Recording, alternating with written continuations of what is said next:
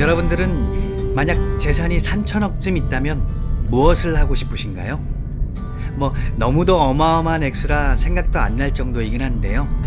그런데 그 돈이 외국에서 멸시 받으며 학교도 못 가 12살부터 부둣가에서 짐을 날라야 했던 가난과 갖은 고생을 견뎌낸 값이라고 한다면 이젠 그 돈을 가지고 무엇을 하고 싶으신가요? 안녕하세요. 오사카 옥수수 콘상입니다. 오늘 찾아가는 곳은 어쩌면 한국에서 관광으로 오신 분들에게는 좀 들리기 애매한 곳일지도 모르겠습니다. 일본 전통 문화를 보고 즐기러 다른 관광지도 아니고 일부러 교토까지 왔는데 오로지 조선의 문화재만 전시하는 곳을 찾아온다는 것이 어딘가 모순적으로 보이는 것 같기도 하네요.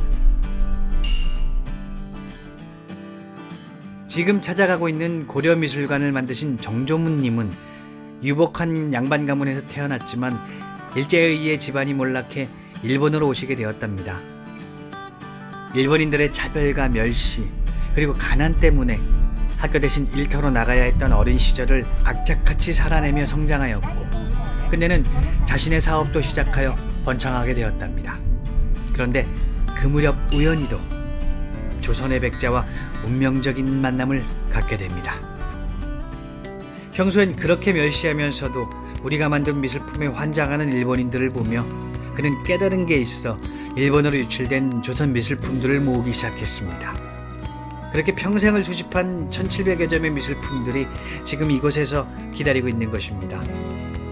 당신이 실제로 살던 집을 개조한 사설미술관이라고 알고는 있었지만 2000점에 가까운 상당히 많은 수의 문화재가 있다고 해서 이보다 훨씬 더 클 줄 알았고 또 이렇게까지 주택가 안쪽에 위치하고 있을 줄 몰랐네요. 수막새에 새겨있는 고려라는 글자와 입구 양쪽에 듬직하게 서있는 무인상들이 작지만 큰 이곳을 지키며 방문객들을 맞이해주고 있었습니다.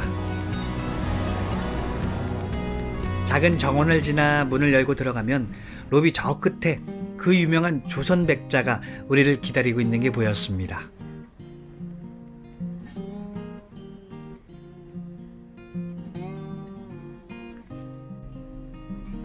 정조무님을 이 길로 들어서게 이끌었듯 방문객들로 하여금 따뜻한 소박함과 부드러운 화려함을 가진 조선 백자를 통해서 자연스럽게 우리 문화에 젖어들길 바라는 마음이 담겨 있는 것 같았습니다.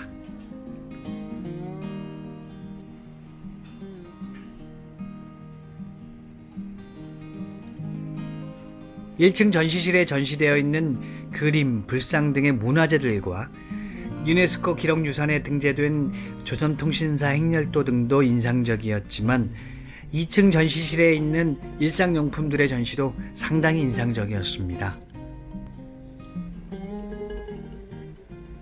장독대, 화로, 약재통 등의 일상용품들을 전시해 둠으로써 보다 가까운 곳부터 자연스럽게 조선이라는 나라를 알리려고 하셨던 것 같으며 동시에 당신의 향수를 달래셨던 게 아닐까 싶었습니다. 그렇기에 수많은 질곡의 시간을 살아내신 제1교포분들의 삶 그 자체가 이 고려미술관 같기도 했습니다.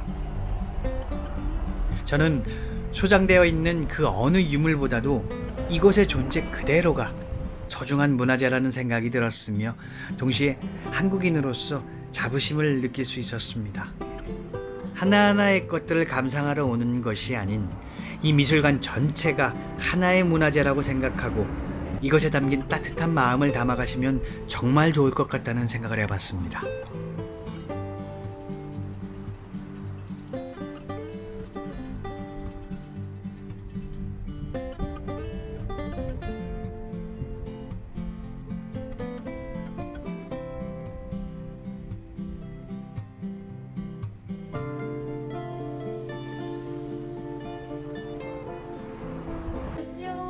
이것들은 정조무님이 1969년부터 13년간 발행하셨던 일본 속 조선문화라는 잡지의 양장 합본입니다.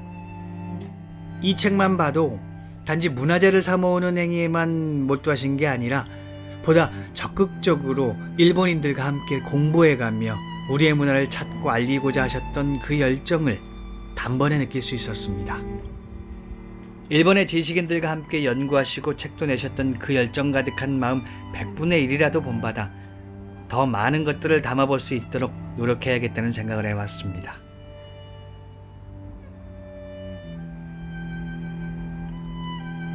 외국에 살면 애국자가 된다고들 하는데요.